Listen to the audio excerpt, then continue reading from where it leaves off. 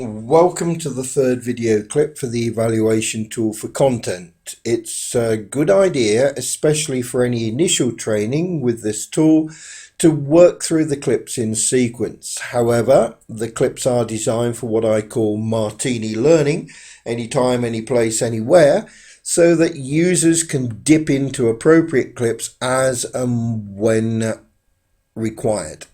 Okay, let's get started with looking at the evaluation of the contents range of media. My name's John DL, and not wishing to preach to the converted, as with all video clips, you can watch, rewind, fast forward, pause, etc. as often as you like. Okay, let's get started by looking, as I said, at the evaluation of the contents range of media. When entering the measuring the range of media used section, users will see that they have the same look and feel to the screen. The fields at the top of the screen and the clear and restart and back to the previous page buttons are still there as in the evidence, as is the evidence and action section at the bottom of the screen, along with any text that was added in the previous section. The identified current position data box that's highlighted here is also visible. Remember, it shows the 5 elements we've talked about in the first clips. It is the media data that will start to change as users work through this section. The region of the screen that has, however, changed is the body of the central panel shown here. And if the user scrolls down, they will find further options from which to select. Let's take a closer look. The initial overview in this section provides instructions, guidelines, and questions the relevance of the media. Users then scroll down the screen and select the most accurate option from, in this case, 25 choices.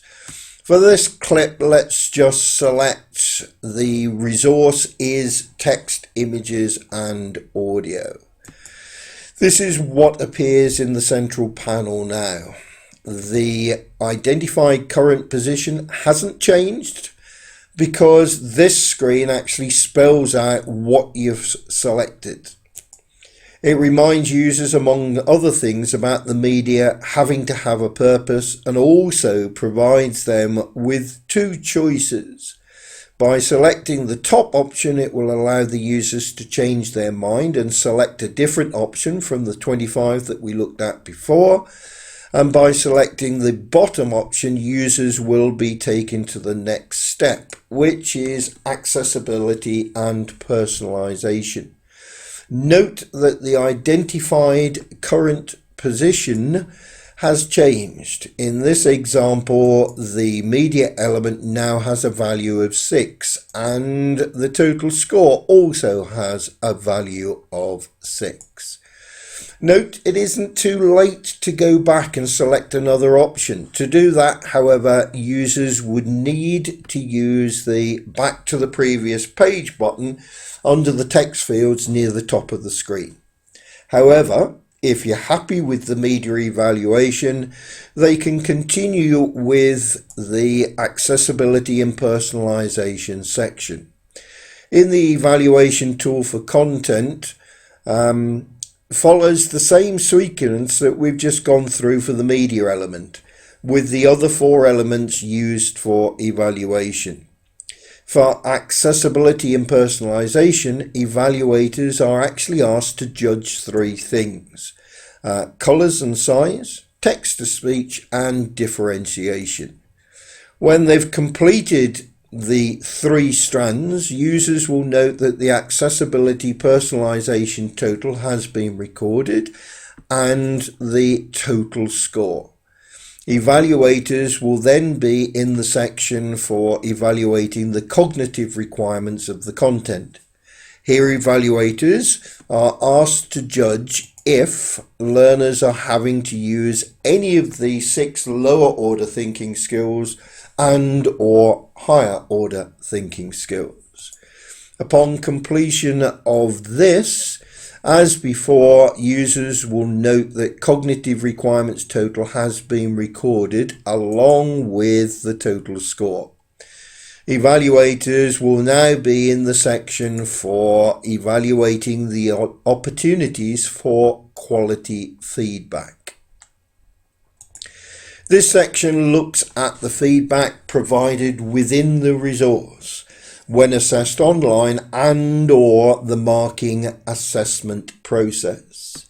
Upon completion of this, as I'd hope you'd expect by now, users will note that the feedback total has been recorded along with the total score. Evaluators are now in the penultimate section for evaluating the accuracy and suitability. This section is the simplest, as the evaluator just has to confirm the 5 things that were checked right at the beginning of the process.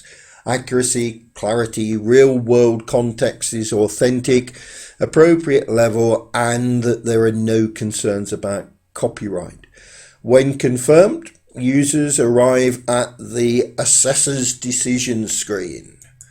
They will find that the accuracy suitability score has been recorded, as has the total score. Remember that score, 44 in this example, is an approximation based on idealized resources, and the total score can be used to indicate the type, if any, of the award given to the content being assessed. In this example, a silver award. It's hoped that the notes recorded in the evidence and actions text box would enable this to be improved to a higher award of gold. Also remember that the final assessment should consider whether the resource is fit for purpose, for reasons that we've talked about in earlier clips and in this clip. Finally, it's time to complete the process. The assessor needs to type their name into the text box and select from the drop-down menu the resource type. Here you'll see that I'm selecting module. It's then time to select their final decision from the drop-down menu, having taken into consideration the fit for purpose element. Again, you can see I'm awarding the silver award. Finally, don't forget to print as a PDF if you want to store digitally and/or save money, and yes, be greener at the same time.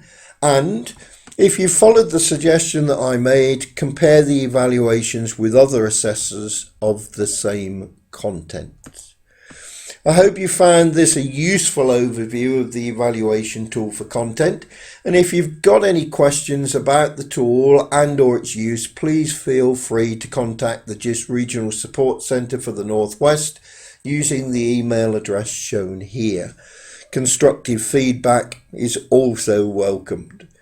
You may also want to look at the 4th video clip that looks at the evaluation tool for content as an awareness raising resource for those engaged with learning resource design and/or creation. That's all from me, John DL, for now.